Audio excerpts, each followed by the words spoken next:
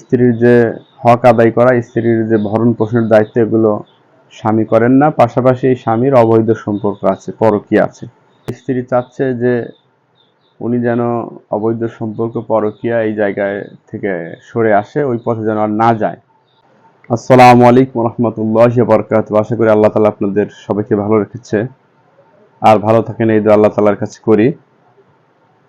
আলহামদুলিল্লাহ, জিন জাদু সহ অদৃশ্য জগতের অনেক সমস্যা নিয়ে কাজ করা হয়। আলহামদুলিল্লাহ, অনেক কিছু ভিডিওতে দেওয়া হয় না ব্যস্ততার কারণে।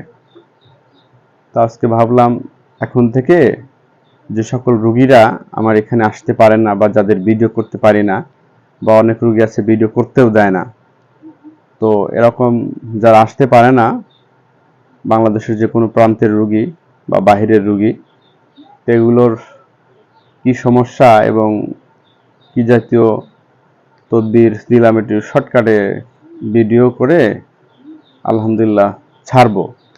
এতে অনেকেই কি বিষয়ে কাজ করলাম, কোথাকার রুগী, সে বিষয়ে একটু ধারণা পেলে অনেকেরই বুঝে আসবে। তো আলহামদুলিল্লাহ, আজকে একটা রুগী যোগাযোগ করছিল। সেই রুগীটা হলো, আপনার রুগীর ঠিকানাটা শুধু বলি, রুগীর নাম না বলি এবং রুগীর পিতার নাম না বলি, এগুলো গোপনই রাখি।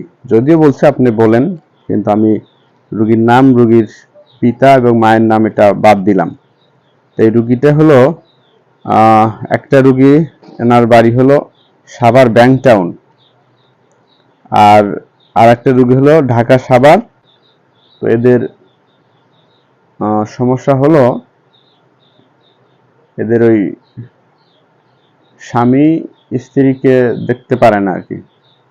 স্ত্রীর যেটা হক আদায় করা, স্ত্রীর প্রতি যে ভক্তি শ্রদ্ধা, স্ত্রীর যে ভরণ পোষণের যে দায়িত্ব, এইটা স্বামী করেন না। তো এই জায়গা থেকে স্ত্রী চাচ্ছে যে উনি যেন অবৈধ সম্পর্ক, পরকীয়া এই জায়গায় থেকে সরে আসে, ওই পথে যেন আর না যায়। পাশাপাশি আমাকে যে ভরণ পোষণের দায়িত্ব, আমি স্ত্রী হিসেবে, এইটা উনি যাই হকটা আদায় করে, এরকম বিষয় আর কি। আলহামদুলিল্লাহ, এই জাতীয় বিষয়ে আজকে আলহামদুলিল্লাহ কাজ হাতে নিয়েছি, কাজ চলছে। তো এই রুগীদেরকে কি দেয়া হবে? এই রুগী আসতে পারে নাই, কিন্তু রুগীর প্রতিনিধি হয়ে একজন আমার এখানে আসছে। তাকে ক্যামেরার সামনে তিনি আসবে না, তো যাই হোক, তাকে প্রথমে তিল পানি পরা দেওয়া হয়েছে, শরীয়তের জায়েজ পন্থায় তাবিজ দেওয়া হয়েছে, এবং চিনি করে দেওয়া হয়েছে, কিশমিশ করে দেওয়া হয়েছে, আর ওনার নাম ঠিকানা লিখে রাখা হয়েছে, বসে বসে কাজ করাবে এরকম। তো সব মিলে যেগুলো দিয়েছি, তেল, পানি, তাবিজ, চিনি, কিশমিশ, এগুলো আলহামদুলিল্লাহ শরীয়তের জায়েজ পন্থায়, যেটা নাজায়েজ নয়, এই পন্থায় এগুলো করে আলহামদুলিল্লাহ ওনার প্রতিনিধি আসছিল, ওনাকে দেওয়া হয়েছে। তো আলহামদুলিল্লাহ, ওনাদের জন্য দোয়া করবেন, আল্লাহ তাআলা যেন এই ওসিলায় ওনাদের সমস্যাটা সমাধান করে।